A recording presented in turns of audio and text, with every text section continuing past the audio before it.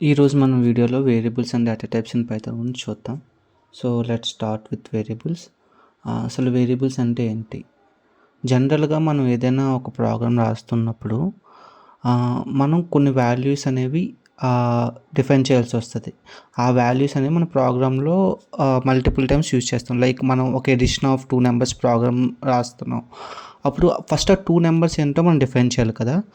So ఆ 2 నెంబర్స్ని first మనం variables use చేసి డిఫైన్ చేస్తాం. అవి నెక్స్ట్ వన్స్ మనం ఆ వాల్యూస్ని డిఫైన్ చేసిన తర్వాత మన ప్రోగ్రాంలో మల్టిపుల్ టైమ్స్ అవి యూజ్ చేసుకోవచ్చు, వాటిని చేంజ్ చేయొచ్చు, ఇలా డిఫరెంట్ ఆపరేషన్స్ మనం చేయొచ్చు దాని మీద.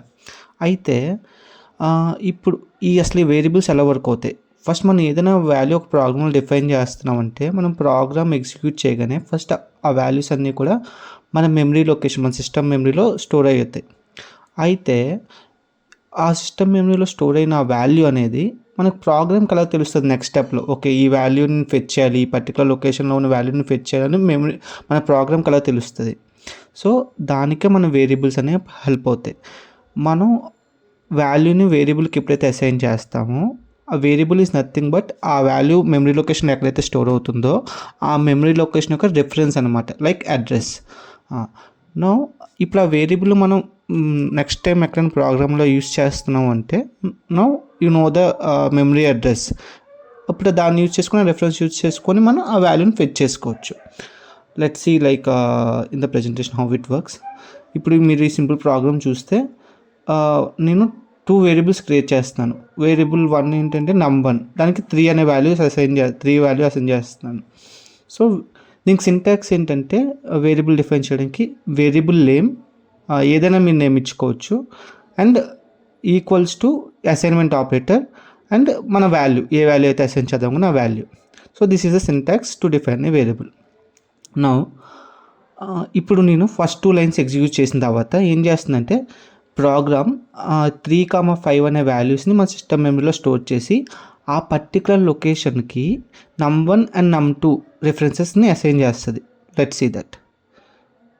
ఇప్పుడు చూస్తే మీకు ఇక్కడ 3, 5. ఇప్పుడు మన సిస్టమ్ మెమరీ అనేది లైక్ ఒక ఆల్మోస్ట్ చెస్ బోర్డ్ టైప్లో ఉంటుంది, సెల్స్ టైప్లో. సో ఈ సెల్లో ఒక్కొక్క వాల్యూ మనకు స్టోర్ అవుతుంది.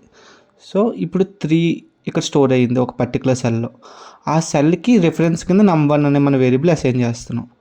అలాగే ఇంకొక సెల్లో 5 అనే వాల్యూ స్టోర్ అయింది, దానికి మన రిఫరెన్స్ num2 కింద ఇస్తున్నాం. So now using this one మనం ఈ num1 ఎప్పుడైనా యాక్సెస్ చేస్తున్నాం అంటే సో మనకి పర్టికులర్ వాల్యూ 3 వస్తుంది. అలాగే num2ని మనం యాక్సెస్ చేస్తున్నాం అంటే 5 వాల్యూ వస్తుంది.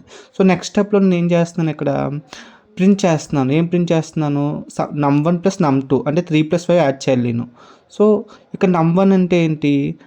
పర్టికులర్ లొకేషన్, ఒక మెమరీలో ఒక పర్టికులర్ లొకేషన్. సో num1 దగ్గరికి వెళ్తుంది. సో 3. నెక్స్ట్ స్టెప్ మనం వెళ్దాం.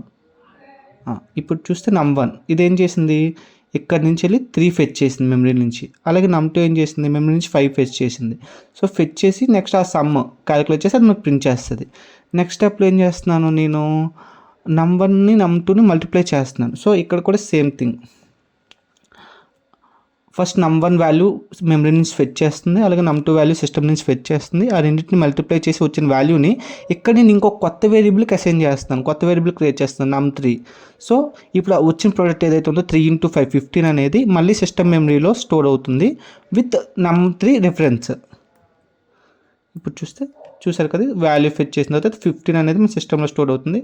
మనం నెక్స్ట్ స్టెప్లో ఏం చేస్తున్నాను, ఈ num3ని రిఫరెన్స్ యూజ్ చేసుకుని అది ప్రింట్ చేస్తున్నాను. సో ఇది సిస్టమ్కి వెళ్ళి ఓకే 15 num3లో ఏముంది, 15 స్టోర్ అయ్యి ఉంది. సో 15 ప్రింట్ చేస్తుంది. అలాగే నేను చెప్పాను కదా, ఈ రిఫరెన్స్ యూజ్ చేసుకొని మనం ప్రీవియస్గా అసైన్ చేసిన వాల్యూ కూడా మనం చేంజ్ చేయొచ్చు. ఇంతకు num1లో మనం ఏం అసైన్ చేసాం, 3 అసైన్ చేసాం. బట్ ఇప్పుడు నేను దాన్ని 4 కింద చేంజ్ చేస్తున్నాను. సో ఇప్పుడు ఆ పర్టికులర్ లొకేషన్లో ఇక్కడ ఏదైతే ఉందో 3 లొకేషన్, num1 లొకేషన్లో 3 ఏదైతే ఉందో అది 4 కింద చేంజ్ అవుతుంది. చూస్తే ఇలా. సో నెక్స్ట్ టైం నుంచి మీరు num1 యాక్సెస్ చేస్తే అప్పుడు 4 వాల్యూ రిటర్న్ అవుతుంది మనకి. Next let's go. So let's see the definition of a variable. So variables are used to store the data that can be referenced and manipulated throughout the program. I think that is clear for you. Now వేరియబుల్కి assign చేయడానికి చెప్పాక మనం assignment operator use చేస్తాం, equal to దాన్ని use చేసి మనం values assign చేస్తాం వేరియబుల్కి. అయితే వేరియబుల్ నేమ్ ఏదైతే చెప్పానో దానికి కొన్ని రూల్స్ ఉన్నాయి వేరియబుల్ నేమ్స్ క్రియేట్ చేయడానికి. సో అవి రూల్స్. వేరియబుల్ నేమ్ అనేది should start with a letter, A to Z లెటర్స్తో కానీ లేదా అండర్ స్కోర్తో కానీ స్టార్ట్ అవ్వాలి. అండ్ ఫస్ట్ క్యారెక్టర్ మనం ఏదైనా ఇచ్చిన తర్వాత మనం వేరియబుల్ లెటర్స్లో ఏవైనా డిజిట్స్ కానీ క్యారెక్టర్స్ కానీ అండర్ స్కోర్ కానీ మనం ఏదైనా యూజ్ చేయొచ్చు. అలాగే వేరియబుల్ నేమ్స్ అనేవి కేస్ సెన్సిటివ్. సో మీరు ఒక వేరియబుల్ నేమ్ num1 అన్ని స్మాల్లో ఇచ్చి ఇంకొక వేరియబుల్ నేమ్ num1 క్యాపిటల్స్లో ఇస్తే రెండు డిఫరెంట్ వేరియబుల్స్ కింద ఆ పైథాన్ అనేది రికగ్నైజ్ చేస్తుంది. So variable names cannot contain spaces. మనకి ఇప్పుడు వేరియబుల్ నేమ్ ఇస్తున్నాం, లైక్ మీకు ఏదైనా బ్యాంక్ అకౌంట్ అని వేరియబుల్ క్రియేట్ చేయాలి. సో బ్యాంక్ స్పేస్ అకౌంట్ అని మీరు క్రియేట్ చేయకూడదు, bank under score account. So under score use చేసి మీరు 2 డిఫరెంట్ వర్డ్స్ని సెపరేట్ చేయొచ్చు వేరియబుల్ నేమ్లో. అలాగే పైథాన్ ఇది ఆ వేరియబుల్ నేమ్ అనేది పైథాన్లో రిజర్వ్డ్ కీవర్డ్స్ అవ్వకూడదు. రిజర్వ్డ్ కీవర్డ్స్ ఏంటంటే సింటాక్స్, పైథాన్ సింటాక్స్లో ఏవైనా ప్రీడిఫైన్డ్ వర్డ్స్ ఉంటాయి కదా, లైక్ ప్రింట్ అని ఇప్పుడు నేను చూసాను కదా సిస్టమ్ ప్రింట్ చేయడానికి, అలాగే ఇఫ్, ఫర్, ఇలాంటివన్నీ కూడా కీవర్డ్స్ అంటాం. ఈ కీవర్డ్స్ మనం యూజ్ చేయకూడదు వేరియబుల్ నేమ్స్ కింద. So these are the rules. Next understand what is a data type in Python. So మనం ఇప్పుడు వాల్యూ అసైన్ చేస్తున్నాం వేరియబుల్కి. ఇప్పుడు మనం అసైన్ చేస్తున్న వాల్యూ ఏ టైప్కి చెందింది, ఈజ్ ఇట్ ఎ నెంబర్ లేదా ఒక స్ట్రింగా లేదా అది ఒక బూలియనా, ఇలా మనకి ఆ వాల్యూ యొక్క టైప్ని డిఫైన్ చేసేది డేటా టైప్ అంటాం. So A data type is a classification that specifies the type of a value A variable can hold. అయితే జనరల్గా జావా కానీ మనం మిగతా ఏమైనా లాంగ్వేజెస్ తీసుకుంటే అవి స్టాటిక్ లాంగ్వేజెస్తో మనం ముందే వేరియబుల్ క్రియేట్ చేస్తున్నప్పుడే మనం డిఫైన్ చేయాలి ఏ టైప్ ఆఫ్ వాల్యూని మనం ఆ వేరియబుల్లో స్టోర్ చేసుకుందాం అనుకుంటున్నామని. సో ఇంట్ అయితే ఇంట్ అని ముందే డిఫైన్ చేయాలి. బట్ పైథాన్ అనేది డైనమిక్ లాంగ్వేజ్ కాబట్టి సో మనం ముందు డిఫైన్ చేయాల్సిన అవసరం లేదు. సో మనం అసైన్ చేస్తున్న వాల్యూని బట్టి ఆటోమేటిక్గా పైథాన్ ఇంటర్ప్రిట్ చేసుకుంటుంది ఏ టైప్ ఆఫ్ వేరియబుల్ అనేది. సో మనకి పైథాన్లో ఉన్న బేసిక్ డేటా టైప్స్ ఏంటంటే ఇంటిజర్, లైక్ మనకి తెలిసి ఇంటిజర్స్ అంటే 1, 2, 3 అండ్ సో ఆన్. డెసిమల్స్ మనం స్టోర్ చేయాలంటే అది ఫ్లోట్ డేటా టైప్. అలాగే మన స్ట్రింగ్స్ ఏదైనా వర్డ్స్ కానీ ఇలాంటివైనా లెటర్స్ కానీ స్టోర్ చేసుకుంటే మన స్ట్రింగ్ డేటా టైప్ కింద వస్తాయి. అలాగే ట్రూ ఆర్ ఫాల్స్ స్టోర్ చేసుకోవాలంటే అది బూలియన్ టైప్ కింద వస్తాయి. Okay, let's see practical coding for this.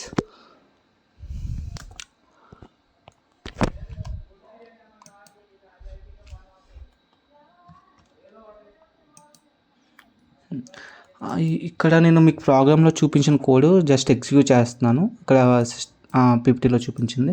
So ఇక్కడ ఫస్ట్ 2 వాల్యూస్ వేరియబుల్స్ డిఫైన్ చేశాను, num1, num2, వాల్యూస్ అసైన్ చేశాను 3, 5. సో చూస్తే ఇక్కడ నేను 3 అని అసైన్ చేస్తున్నాను, బట్ నేను ప్రోగ్రామ్కి ఏం చెప్పట్లేదు ఇది integer data type float data type అని నేను చెప్పట్లేదు. But based on the value Python can interpret అనమాట ఏ డేటా టైప్ అని. సో ఆఫ్టర్ దట్ నేను ప్రింట్ చేస్తున్నాను. So num1 same steps, let me execute this cell. Okay, చూస్తే నాకు ఫస్ట్ ఇక్కడ ప్రింట్ చేసింది ఏంటి, ఫస్ట్ సమ్ ప్రింట్ చేశాను. సో 3 + 5 8 ప్రింట్ అయింది. నెక్స్ట్ ఏం ప్రింట్ చేశాను, num3 అంటే ఏంటి, num1 × num2 3 × 5 15, అది సిస్టంలో స్టోర్ అయింది. ఆ వాల్యూని ఇక్కడ 15 ప్రింట్ చేసింది. నెక్స్ట్ ఇప్పుడు నేను num1 చేంజ్ చేశాను కదా 4 కింద. సో ఇప్పుడు నెక్స్ట్ నేను num1 ఆ సెల్ ఎగ్జిక్యూట్ చేసిన తర్వాత ఈ సెల్ ఎగ్జిక్యూట్ చేస్తే నాకు 4 ప్రింట్ అవుతుంది. చూసారు కదా, ఆ వాల్యూ చేంజ్ అయింది. ఇంతకుముందు num1లో 3 స్టోర్ అయింది, బట్ ఇప్పుడు 4 స్టోర్ అయ్యింది.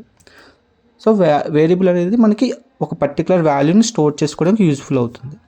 నౌ మనకి ఆ వేరియబుల్ కానీ లేదా ఒక పర్టికులర్ వాల్యూ కానీ డేటా టైప్ ఏంటో తెలుసుకోవడానికి మనం టైప్ ఫంక్షన్ వాడతాం పైథాన్లో. టైప్ ఇన్ బ్రాకెట్స్ మన వాల్యూ కానీ వేరియబుల్ కానీ పాస్ చేయాలి. సో ఇప్పుడు num1 ఉంది, మనకి num1 యొక్క డేటా టైప్ తెలియాలంటే టైప్ ఆఫ్ num1. ఇప్పుడు నేను ఎగ్జిక్యూట్ చేస్తే ఇంట్. సో మనం ఎందుకు 4 స్టోర్ చేస్తున్నాం, 4 అనేది ఇంటిజర్ కాబట్టి ఇంటి డేటా టైప్ వచ్చింది. అలాగే మనం డైరెక్ట్ వాల్యూ కూడా పాస్ చేయొచ్చు. ఇప్పుడు నేను 5.6కి డేటా టైప్ ఏంటో తెలుసుకుంటే టైప్ ఆఫ్ 5.6 కింద రన్ చేస్తే నాకు అది ఫ్లోట్ వస్తుంది.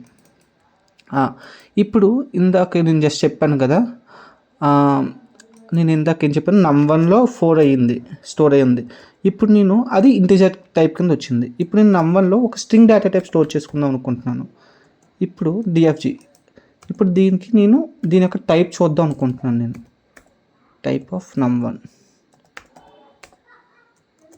చూసారా, ఇప్పుడు స్ట్రింగ్ కింద మారిపోయింది. So based on the value మనం ఏ వాల్యూ అయితే స్టోర్ చేసుకుంటున్నాం ఆ వాల్యూబుల్లో ఆటోమేటిక్గా పైథాన్ అనేది ఇంటర్ప్రిట్ చేసుకుంటుంది దాని యొక్క డేటా టైప్ అనేది. సో నౌ నేను చెప్పాను కదా, స్ట్రింగ్ డేటా టైప్కి మనకి ఎలా ఇంటిజర్ అయితే డైరెక్ట్ వాల్యుయేషన్ చేస్తాము, ఫ్లోట్ అంటే variable equals to some decimal number ఇస్తాం. బట్ మన స్ట్రింగ్ డేటా టైప్ని మనం డిఫైన్ చేయాలంటే ఇక్కడ మనం దాని డబుల్ కోట్స్లో కానీ లేదా సింగిల్ కోట్స్లో కానీ స్ట్రింగ్ పెడతాం. Like var3 equals to application print చూస్తే ఇలా దీన్ని మనం సింగిల్ కోట్స్లో కూడా ఇచ్చుకోవచ్చు. Anything is fine. బట్ మీకు ఒకవేళ మల్టీ లైన్ స్ట్రింగ్ ఉంది అంటే చాలా పెద్ద పారాగ్రాఫ్ అంటే స్టోర్ చేసుకోవాలి. మల్టీ లైన్ స్ట్రింగ్ ఎప్పుడైతే ఉందో అప్పుడు మీరు దాన్ని 3 డబుల్ కోట్స్లో స్టోర్ చేసుకోవాలి. ఓకేనా, అక్కడ మీరు 3 డబుల్ కోట్స్ యూజ్ చేయాలి. ఇప్పుడు నేను దీన్ని టైప్ చూసాను అనుకో, even this is string. Okay, type of paragraph చూసే string. Okay, I hope it is clear for you. See you in the next one.